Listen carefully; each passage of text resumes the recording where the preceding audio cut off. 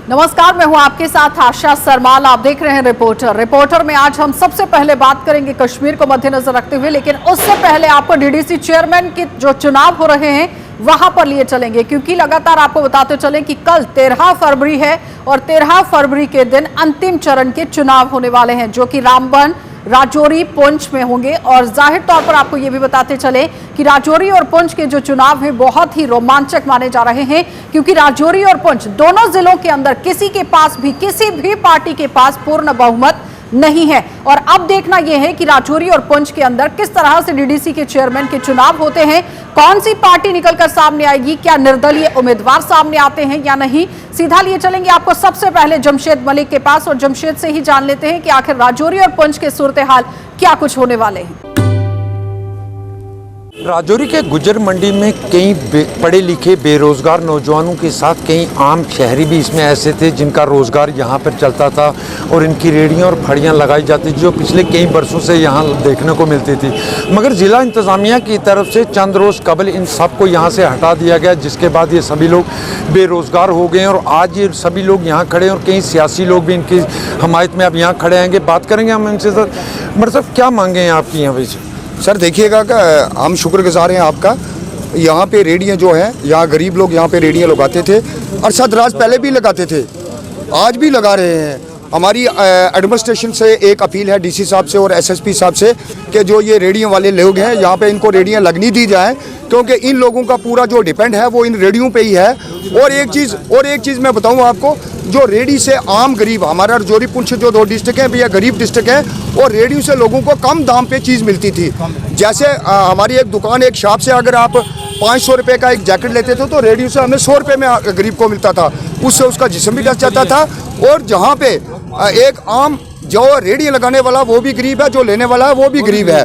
और इसलिए हमारी अपील है, जो हमारी आज की अपील थी, हमारा प्रोटेस्ट नहीं था, आज की हमारी अपील थी कि डीसी साहब और एसएसपी साहब राजौरी से कि कम से कम हमारी जो यहाँ पर रेडियाँ, इन लोगों को रेडियाँ लगाने दी जाए, जब तक इनका कोई अल्टरनेट निकलता। जब इनका कोई अल्टरनेट निकल जाएगा, एक अच्छा इनका निकल जाएगा, एक रास्ता निकल जाएगा, एक जगह इनको मिल जाएगी, तब इनको साइड पे आप रेडियाँ लगा के इनको बैठाएं, हमारा उसमें कोई तराज नहीं है। पर साहब एक चीज़ देखने को मिलती है, जब भी गाज गिरती है इन रेडियो पे ही गिरती है, आके देखने को मिलता है काफ़ी अर्सा से जब भी कोई यहाँ होता है ऐसा मामला देखने को मिलता है। ऐसा ही क्यों है कि सिर्फ रेडियाँ ही टारगेट की जाती है? जमशेद जी, ये आपका कहना दुरुस्त है। जब भी कब कहीं मार पड़ती है ना, ये कहावत भी है, हमेशा गरीब पे ही पड़ती है, क्योंकि गरीब ही इनको मिलता है, जो कि गरीब बोलता नहीं, इसलिए उसको मार दी जाती है। इसलिए हम अपील कर रहे हैं कि जो ये गरीब लोग हैं, इसलिए हम इन लोगों के साथ खड़े हैं कि ये गरीब लोग हैं और हम हमेशा गरीबों की ही बात करते हैं। इसलिए हम अपील कर रहे हैं कि ये गरीब लोग हैं, कोविड-19 से भी मरे हुए लोग हैं ये, और अभी इनके बच्चे स्कूल जाने वाले हैं, उनके लिए इनके पास फीस नहीं, उनके लिए यूनिफॉर्म के लिए पैसे नहीं, इनके पास घर नहीं जहाँ घर रखेंगे बच्चों को, इसी पे डिपेंड था। यहाँ से ये दिहाड़ी लगा के अपने बच्चों को भी पढ़ाते थे और अपने घर का भी सर्कल भी चलाते थे। इसलिए मेरी पुरज़ोर अपील है एसएसपी और अपने डीसी साहब से कि इन लोगों को थोड़ी देर तक इजाज़त दी जाए, ताकि ये अपनी रेडियाँ लगा के अपने रोज़ी रोटी का गुजारा कर सकें। और मैं अपने लोगों से भी अपील की है कि कम से कम जो इनकी रेडियाँ हैं रोड के ऊपर ना लगाएं, थोड़ी साइड लगाएं, ताकि जो हमारी ट्रैफिक आती जाती है, हमारे लोग उसमें भी सफ़र होते हैं, वो भी सफ़र ना हो, और आपका काम जो है, आपका बिजनेस भी है, वो भी अच्छी तरह से चल रहे। और एक बार मैं फिर अपनी एडमिनिस्ट्रेशन से पुरजोर अपील करता हूँ कि इन लोगों का कुछ ना कुछ अल्टरनेट निकाला जाए, ताकि इनके घर में भी रोटी खाने के लिए मिले।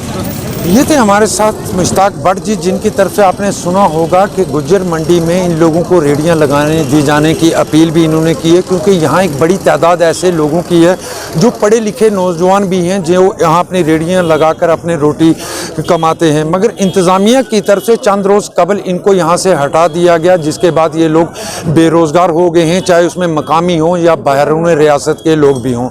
राहुल सूदन के साथ जमशेद मलिक, JK24 News 7 के लिए। चलिए अब आपको कश्मीर लिए चलते हैं और कश्मीर से हमारे सहयोगी सनम एजाज हमारे साथ जुड़ रहे हैं। और भारत और चाइना के बीच में जिस तरह से तनाव पहले बना हुआ था, अब वहां पर क्या सूरत हाल है, किस तरह से पूरा काम होता हुआ दिख रहा है, और इसी पर ज्यादा जानकारी हमें सनम दे रहे हैं, देख लीजिए। लगभग 1 साल का वक्त, लगभग 1 लाख के करीब फौजों का आमना सामना, और पूरे साल 2020 के पहले दिन से ही जो तनाव लाइन ऑफ एक्चुअल कंट्रोल के पर देखने को मिला था, उसमें बड़ी अच्छी खबर कल शाम को आना शुरू हुई जब चीनी और हिंदुस्तानी अफवाज ने लाइन ऑफ कंट्रोल से अगले पोस्टों से पीछे की तरफ हटना भी शुरू हुआ।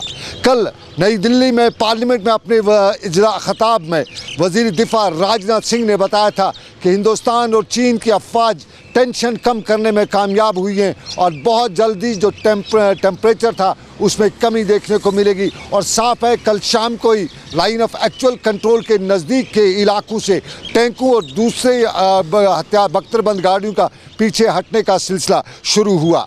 लद्दाख से मिली ज़राए के मुताबिक चुल्लूमा और चूशल के साथ साथ सरजीब के पोस्टों से चीनी और हिंदुस्तानी अफवाज ने पीछे की तरफ हटना शुरू किया है और फिंगर 9 और 8 से भी चीनी और हिंदुस्तानी फ़ौजों ने पीछे हटने का फैसला किया है। हिंदुस्तानी अफवाज दाना सिंह पोस्ट की तरफ वापस मुड़ रही हैं जबकि चीनी अफवाज भी अपने पिछले इलाके की तरफ मूवमेंट कर रही हैं। आपको बताते चलें कि रिंगजिंग पास और रिंजन पास को पिछले साल हिंदुस्तानी अफवाज ने कब्ज़े में लिया था और वहां से भी अफवाज ने पीछे हटने का सिलसिला शुरू किया है और भारत की तरफ से फिंगर 3 से दाना सिंह पोस्ट की तरफ मूवमेंट शुरू हुई है जबकि चीनी अफवाज फिंगर 8 से जुनूब की तरफ मूवमेंट शुरू कर चुकी हैं। हिंदुस्तान और चीन के अफवाज के दरमियान तनाव था और तनाव लाइन ऑफ एक्चुअल कंट्रोल के लद्दाख रीजन से लेके अरुणाचल प्रदेश तक भी देखने को मिला था, लेकिन कल राजनाथ सिंह के बयान से उम्मीद की किरण जागी है। फिलहाल माना जा रहा है कि 8 और 10 फरवरी के दरमियान को जो फौजी सतह की बातचीत हुई थी ये उसी के नताइज हैं और लगभग एक हफ्ते में यह सारी अफवाज जो इस वक्त अगली पोस्टों पर चली गई थी वो वापस पिछले अपने अपने इलाकों में आना शुरू हो चुकी मुकम्मल हो जाएंगी और उसके बाद ही ये माना और बताया जाएगा कि आगे की क्या रणनीति लाइन ऑफ एक्चुअल कंट्रोल पर रखी जाती है या किस तरह की सिचुएशन बनाई जाती है। उस पर बातचीत का एक और दौर भी शुरू होगा। फिलहाल खबर अच्छी है और इसी उम्मीद के साथ कि ये सारा सिचुएशन जो सारा टेम्परेचर था वो कम होगा और दोनों अफवाज आमने सामने रहकर जो बड़ा खर्च कर रही हैं, जो बड़ा तनाव दे रही हैं, उसमें राहत नसीब होगी। समीर वानी के साथ सनम एजाज, श्रीनगर कश्मीर। चलिए अब आपको श्रीनगर लिए चलते हैं और श्रीनगर से भी दिखा देते हैं कि तजम्मुल किस तरह से पूरी जानकारी साझा करते हुए नजर आ रहे हैं, क्योंकि आज गूंगे बहरों के लिए यहां पर एक कार्यक्रम का आयोजन किया गया था और किस तरह से इन्हें जागरूक किया गया है, ट्रेनिंग दी गई है। इसी पर ज्यादा बातचीत के लिए तजम्मुल के पास ही चलेंगे क्योंकि तजम्मुल की खास बातचीत हुई है इनके ट्रेनर्स के साथ। क्या कुछ बातचीत हुई है देख लीजिए।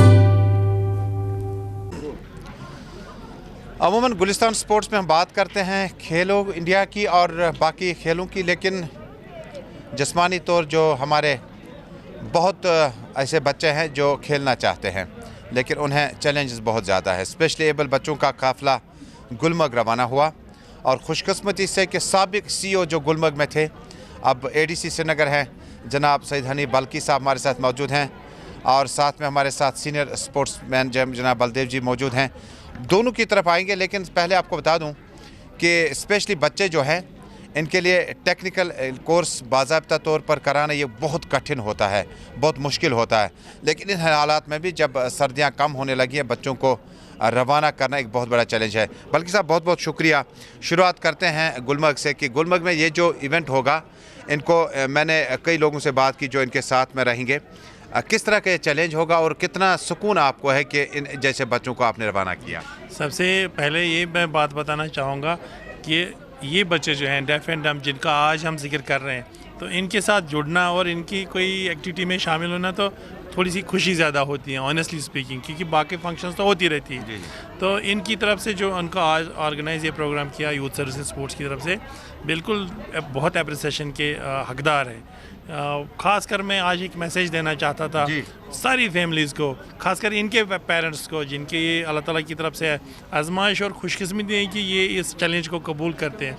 तो उन फैमिलीज़ को जो इनको इतना प्यार करते हैं, इतना तैयार करके आज बेसिक स्कीइंग कोर्स तक पहुंचा दिया, तो इसमें इनका भी बड़ा रोल बनता है। तो इसलिए थोड़ी सी खुशी ज़्यादा है कि पढ़ने के साथ साथ बाकी एक्टिविटी के साथ साथ डेफ एंड डम जो स्पेशल डे है इनकी तरफ से थोड़ा सा हमारी सोसाइटी को भी और सबको थोड़ा सोचना चाहिए, जो बाकी अल्लाह ताला की तरफ से इसके बाद पता चलता है कि कितना नवाजा है अल्लाह ताला ने हम सबको। तो इनके लिए हमारा कितना मोहब्बत प्यार और इज़्ज़त होनी चाहिए और इनके लिए अगर किसी काम आए तो आज इसीलिए थोड़ी सी ज़्यादा खुशी है। बहुत बहुत शुक्रिया बल्कि साहब। ADC श्रीनगर के मुताबिक जब तक आप इन चीज़ों से दूर रहेंगे जिनमें तंबाकू नोशी है, बदकिस्म से ड्रग्स हैं और बाकी चीज़ें हैं, आप अच्छे स्पोर्ट्स स्टार बन सकते हैं, स्पोर्ट्स के मैदान में जा सकते हैं। जब तक आप की सेहत बिल्कुल तंदुरुस्त रखने के लिए लाजमी है कि आप इन चीज़ों से दूर रहें।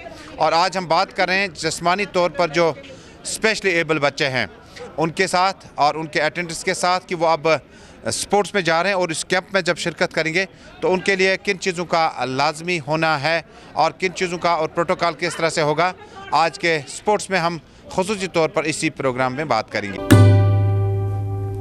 चलिए अब आपको शहर श्रीनगर लिए चलते हैं और शहर श्रीनगर से भी इरफान फाजिल हमारे साथ जुड़ रहे हैं। क्या कुछ पूरी अपडेट दे रहे हैं, देख लीजिए। कश्मीर में हमेशा खेलकूद और खेलकूद के साथ आजकल नौजवान काफ़ी ज़्यादा आगे हैं और उन्हीं नौजवानों को लेकर बात करें तो खेलो इंडिया का प्रोग्राम जो है दूसरा मरहला, जी हां, अब वादी कश्मीर के फरवरी महीने में शुरू हो रहा है। 11 फरवरी से लेकर अगर बात करें तो तैयारियां शुरू और साथ ही साथ खेलो इंडिया प्रोग्राम में कई सारी ऐसी चीज़ें गुलमर्ग में अब देखने को मिलेगी।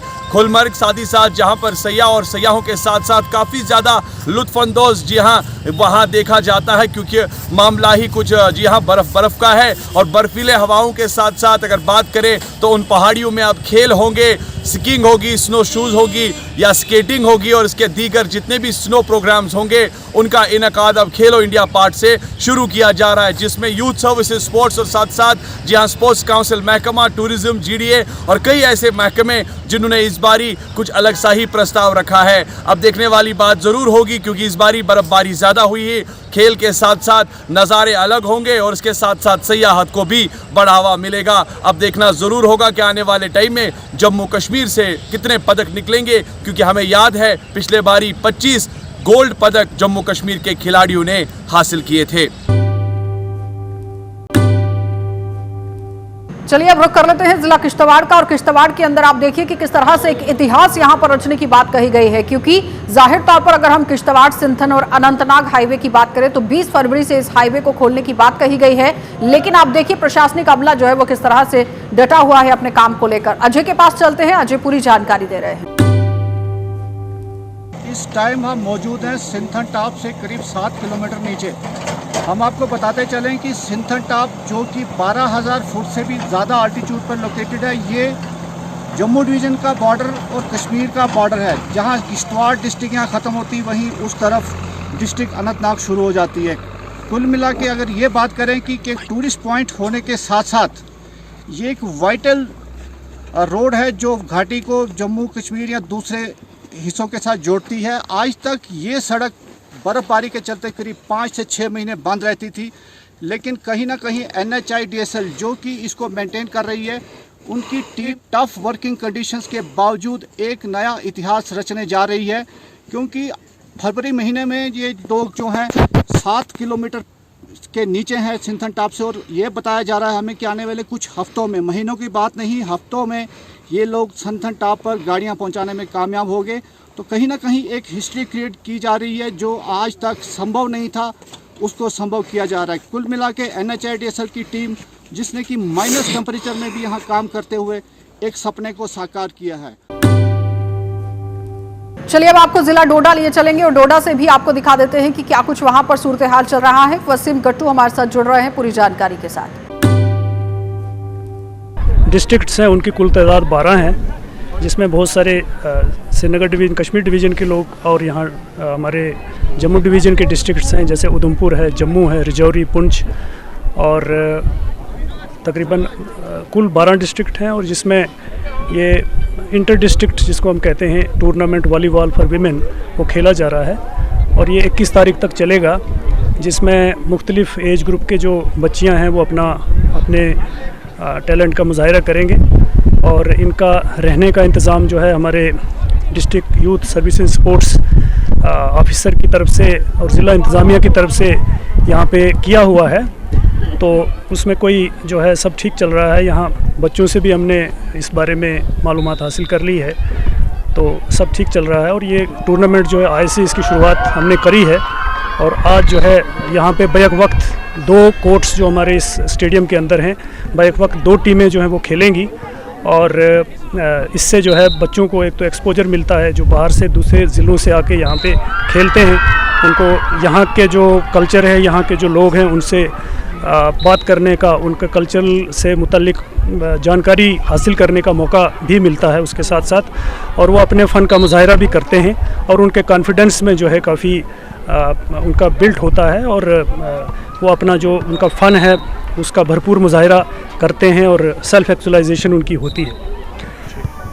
अभी हम मौजूद हैं स्पोर्ट्स स्टेडियम डोडा में, जहां पे स्पोर्ट्स डिपार्टमेंट की तरफ से वुमेन वॉलीबॉल टूर्नामेंट हो रहा है और 12 डिस्ट्रिक्टों से टीमें आई हैं, अलग अलग डिस्ट्रिक्टों से टीमें आई हैं, यहाँ पे शिरकत करेंगी और काफ़ी सारे बच्चे आप देख सकते हैं यहाँ पे आए हैं। कुछ बच्चे भी मेरे साथ हैं जिनने इसमें हिस्सा लेना है। आपका नाम क्या है? जी, मेरा नाम शेख अरूज फारूक है, आई एम फ्रॉम श्रीनगर। तो कैसा लग रहा है आपको यहाँ पे आज हिस्सा ले रहे हैं आप टूर्नामेंट में? काफ़ी टाइम के बाद मैं वॉलीबॉल खेल रही हूँ, तो मुझे काफ़ी खुशी है यहाँ आके कि मुझे एक अपॉर्चुनिटी मिल रही है इतने टाइम के बाद खेलने का और अपने आप को रिप्रेजेंट करने का। कोविड में काफ़ी स्ट्रेस में बच्चे थे, अब पहला सरकार ने ये कदम उठाया, तो कैसा अब फील हो रहा है आपको? कोविड में काफ़ी ज़्यादा स्ट्रेस था, घर पे बंद बैठे हुए थे, कुछ करने को नहीं था, तो काफ़ी मतलब खुशी मिल रही है कि गवर्नमेंट ने कुछ तो इनिशिएटिव लिया हमारे बारे में, कुछ तो उन्होंने सोचा और कुछ किया। कितना टाइम हुआ आपको वॉलीबॉल में हिस्सा लेते हुए? मुझे ऑलमोस्ट 8-9 साल हो गए वॉलीबॉल खेलते हुए। तो जब घर में बैठ के बंद हो गई थी तो काफ़ी डिप्रेस्ड हो गई थी मैं कि मुझे कुछ खेलने को नहीं मिल रहा, और अब लास्ट ईयर है मेरा ही खेलने का। फैमिली की किस तरह की सपोर्ट रहती है आपको? मेरी फैमिली का काफ़ी सपोर्ट है मुझे, स्पेशली मेरी मॉम मुझे काफ़ी सपोर्ट करती है, बोलती है कि नहीं जाओ आप बाहर खेलो, आपको एक्सपोजर मिलेगा और आपके लिए काफ़ी, आपकी हेल्थ के लिए भी और आपकी सोशल लाइफ के लिए भी काफ़ी अच्छा रहेगा। डोडा के अंदर किस तरह के इंतजाम किए हैं स्पोर्ट्स डिपार्टमेंट की तरफ से? डोडा की तरफ से काफ़ी अच्छे इंतजाम किए गए हैं हमारे रहने के लिए, और हमारे बाकी फैसिलिटीज़ भी अच्छी खासी दे रखी है। गर्ल्स काफ़ी कम हिस्सा लेती हैं स्पोर्ट्स एक्टिविटीज़ में, उनको क्या मैसेज होगा आपकी तरफ से? मेरा मैसेज उनको यही होगा कि आप ऐसा मत सोचिए कि आप अप्रेस्ड है, आप आइए, आप खेलिए, आप पहले एक बार ट्राई कर लीजिए, अगर आपको अच्छा नहीं लगे फिर आप डिसाइड कीजिए, लेकिन ऐसे आप मत घर पे बैठिए और बोलिए कि हमें नहीं करना, क्योंकि ये एक बहुत अच्छी अपॉर्चुनिटी है आपके लिए अपने आप को एक्सप्रेस करने की। और भी कुछ है मेरे साथ स्टूडेंट्स। आपका नाम क्या है? मेरा नाम साइमा भट्ट है। साइमा जी, कहाँ से हैं आप? मैं डलगेट श्रीनगर से हूँ। कैसा लग रहा है डोडा आके आप टूर्नामेंट में हिस्सा ले रहे हैं? बहुत अच्छा लग रहा है, मैं यहाँ पे माहौल भी बहुत अच्छा है, लोग भी बहुत अच्छे हैं यहाँ पे, और हमारे लिए बहुत अच्छी फैसिलिटीज़ भी रखी गई है। देखिए, कोविड के बाद पहली दफ़ा इस तरह के कदम उठाए गए हैं सरकार की तरफ से, तो कैसा लग रहा है आपको? हमें बहुत अच्छा लग रहा है क्योंकि बहुत 2 साल आर्टिकल 370 के बाद भी हम बहुत डिप्रेस हो गए थे घर में बैठ के, तो हमें अब 2 साल के बाद बहुत अच्छी अपॉर्चुनिटीज़ आ रही है, बहुत मज़ा आ रहा है। काफ़ी कम हिस्सा लेती हैं स्पोर्ट एक्टिविटीज़ में, क्या मैसेज होगा आपका? उनका यही है कि बाहर निकलो गर्ल्स, इसके लिए नहीं कि घर में बैठने ना, बाहर निकलो, स्टेट्स खेलो, मज़े करो, एंजॉय करो, अपनी लाइफ एंजॉय करो और कुछ दिखाओ। स्पोर्ट्स के साथ जुड़ना बहुत ज़रूरी है, इसमें हम मतलब कुछ भी अच्छा कर सकते हैं, और गर्ल्स के लिए ज़्यादा ये आगे भी जा सकते हैं, नेशनल प्लेयर्स हम बन सकते हैं, इसके लिए हमें बहुत अच्छा। तो यहाँ पे किस तरह का रिस्पांस एडमिनिस्ट्रेशन का या बाकी सारे? बहुत अच्छा है, बहुत अच्छा, हॉस्टल्स भी हमें दिए गए हैं, बहुत अच्छा हमें लग रहा है। चलिए, कुछ बच्चे हमारे साथ थे जो श्रीनगर से आए हैं और साफ तौर पे उन्होंने बताया कि जो वुमेन्स यहाँ पे टूर्नामेंट हो रहा है, वॉलीबॉल टूर्नामेंट, पहली दफ़ा इस तरह का कदम डोडा डिस्ट्रिक्ट के अंदर भी उठाया गया है और साफ तौर पे काफ़ी खुश ये नज़र आ रहे हैं, और वुमेन्स के लिए काफ़ी अच्छा मैसेज भी रखा इन्होंने साफ तौर पर बताया कि उनको आगे आना चाहिए, स्पोर्ट्स की तरफ जुड़ना चाहिए। तो देखना ये होगा कि डिस्ट्रिक्ट एडमिनिस्ट्रेशन डोडा इसके बाद किस तरह का कदम उठाती है यहाँ पे फिर से टूर्नामेंट का। देखते रहे गुलिस्तान न्यूज़, वसीम गत्तू, डोडा। उसके साथ ही आपको लिए चलेंगे जिला सांबा, और सांबा से भी ऋषि खजूरिया की इस रिपोर्ट में देखिए कि क्या सूरत हाल है। आखिर जम्मू कश्मीर यूटी में बीपीएल परिवारों की सुनवाई क्यों नहीं हो पा रही है, ये एक क्वेश्चन मार्क है जम्मू कश्मीर यूटी एडमिनिस्ट्रेशन पर। और कहीं ना कहीं आपको बता दें कि केंद्र सरकार ने जिस तरह से बीपीएल परिवारों के लिए कई तरह की योजनाएं लाई थी, लेकिन उन सरकारी योजनाओं का लाभ बीपीएल परिवारों को नहीं मिल रहा है, और इस तरह की खबरें हम आपको कई बार दिखा भी चुके हैं। एक और नया मामला सामने आया है, जिस परिवार को आज तक प्रधानमंत्री ग्रामीण आवास योजना का लाभ नहीं मिल पाया है। ये परिवार है सांबा जिला के सूम ब्लॉक के तलूर पंचायत के वाला चक गांव का। यहां ये परिवार आज काफी ज्यादा दिक्कतों में है, और पिछले 12 साल से लगातार ये एक प्रयास कर रहा है कि परिवार को इस प्रधानमंत्री ग्रामीण आवास योजना का लाभ मिल पाए। इससे पहले इंदिरा आवास योजना हुआ करती थी, और उस वक्त से ये परिवार एक जद्दोजहद कर रहा है कि ये बेनिफिट इस परिवार को मिल पाए, लेकिन आज तक ये बेनिफिट प्रधानमंत्री ग्रामीण आवास योजना का इस परिवार को नहीं मिल पाया है। और परिवार के सदस्यों ने कई बार इलाके के पंच सरपंचों से भी बात की है, लेकिन कहीं ना कहीं पंच सरपंच जो है ये सिर्फ और सिर्फ वोट लेने आते हैं और वोट लेकर चले जाते हैं। ये परिवार वालों का कहना है किसी तरह की जो मदद है वो पंच सरपंचों द्वारा भी नहीं मिल पा रही और कहीं ना कहीं इस योजना का लाभ इनको आज तक नहीं मिल पा रहा है।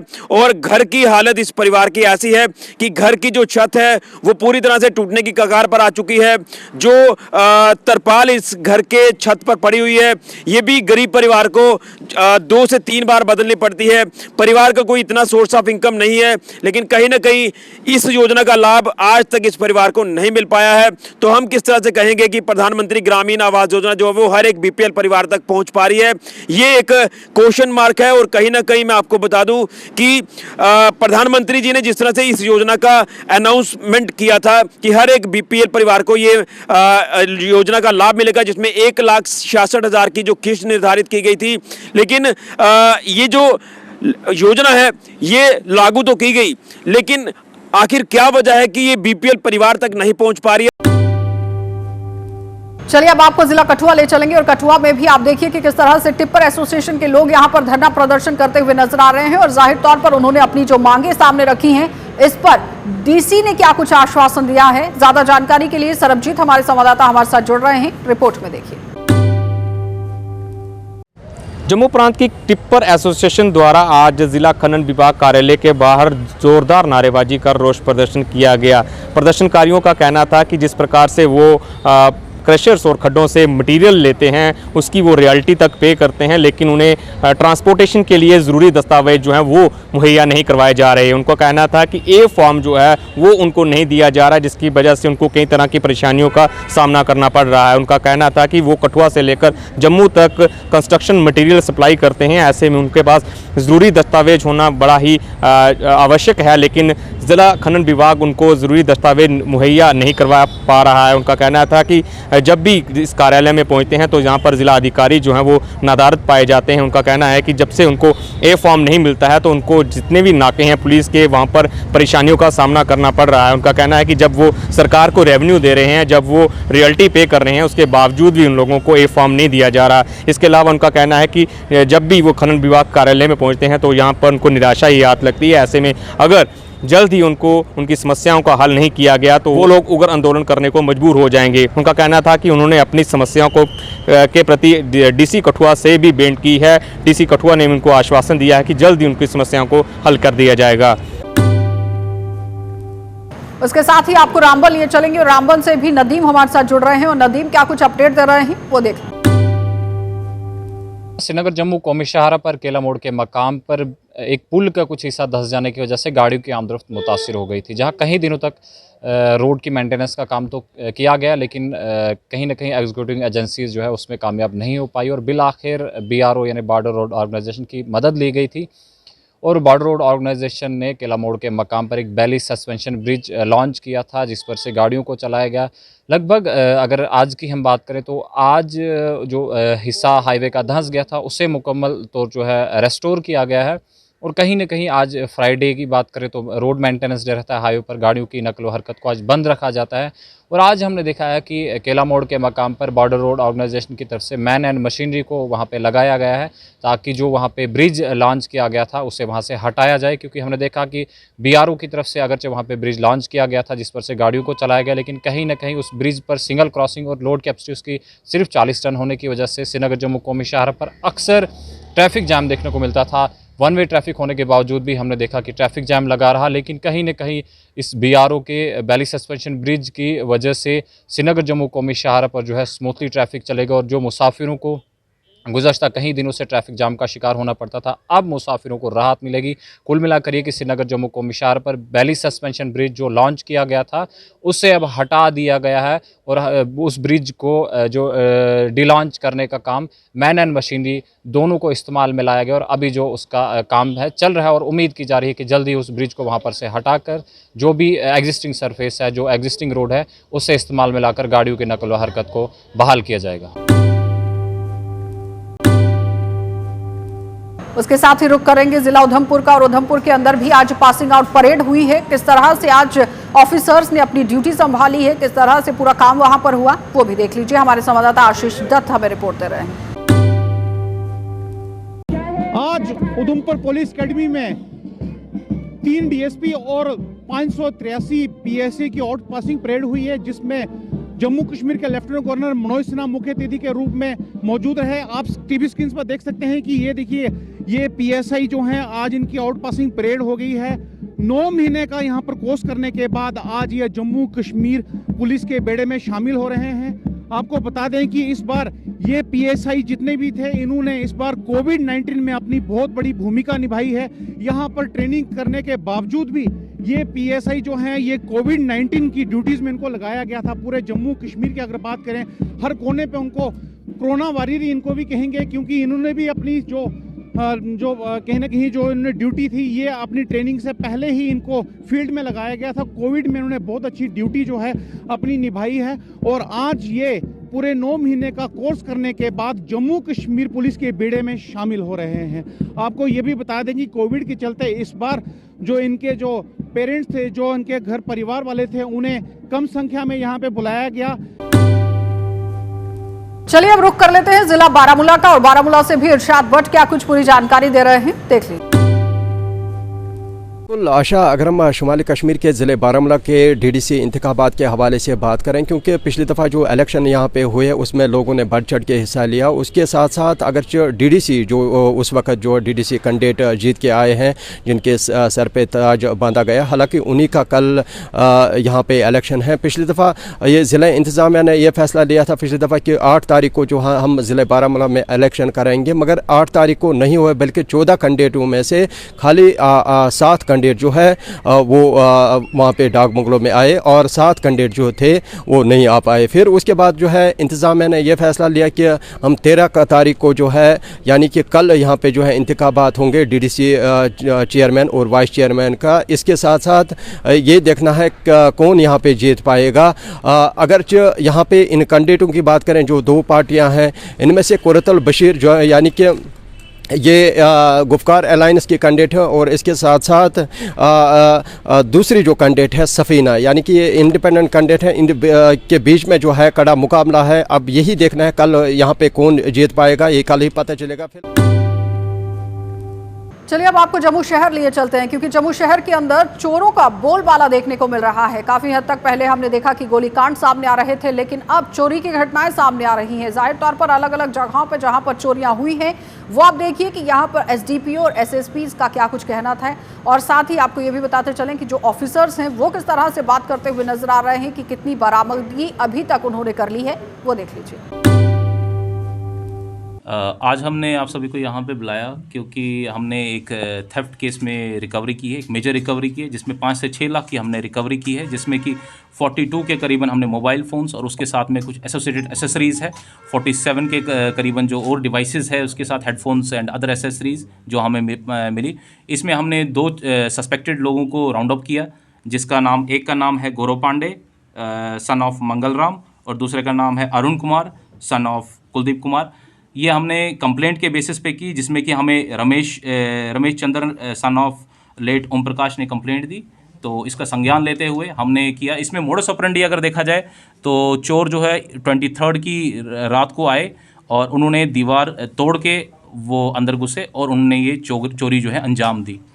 तो इसमें जो ये है, ये सब डिवीज़न दुमाना की देखी जाए तो ये पिछले 20 दिनों में ये चौथी चोरी की रिकवरी है और मेजर रिकवरी है। सब डिवीज़न पुलिस दुमाना ने पिछले 25 दिनों में 15 से 20 लाख की चोरियों की रिकवरी की है, और हमारी कोशिश यही रहती है under the leadership of SSP Jammu कि हम और भी रिकवरीज करें, सो दैट कि जो सफरर्स है, जो हमारे कंप्लेनेंट्स है, उनको जल्दी से जल्दी रिलीफ मिल सके इसमें। तो चलिए, आपने देखा कि जम्मू कश्मीर के अंदर किस तरह से सूरत हाल जो है वो बनते हुए नजर आ रहे हैं, लेकिन आज सबसे बड़ी खबर जो सुर्खियां बटोरती हुई नजर आई वो डीडीसी चेयरमैन के चुनाव को मद्देनजर रखते हुए थी, क्योंकि कल 13 फरवरी है और कल 13 फरवरी के अंतिम चरण के चुनाव यहां पर होंगी कि चेयरमैन पूरे चुनकर सामने आ जाएंगे और उसके बाद वो अपने काम पर डट जाएंगे। और देखना ये होगा कि चेयरमैन जब अपने काम पर लगते हैं तो आम लोगों का कितना विकास होगा। लेकिन अगर हम देखें कि अलग अलग जिलों के अंदर क्या सूरत हाल बनता हुआ नजर आ रहा है, तो जाहिर तौर पर अभी भी कई ऐसे लोग हैं, कई ऐसे दूरदराज के इलाके की जनता है जो मूलभूत सुविधाओं से वंचित दिख रही है, जहां पर प्रशासन को गौर करने की जरूरत है, ध्यान देने की जरूरत है और उन तक अपनी योजनाएं पहुंचाने की जरूरत है। आप देखते रहिए कार्यक्रम। खबरों से अपडेट रहने के लिए JK 24/7 न्यूज के YouTube चैनल को आज ही सब्सक्राइब करें और Facebook पेज भी फॉलो करें।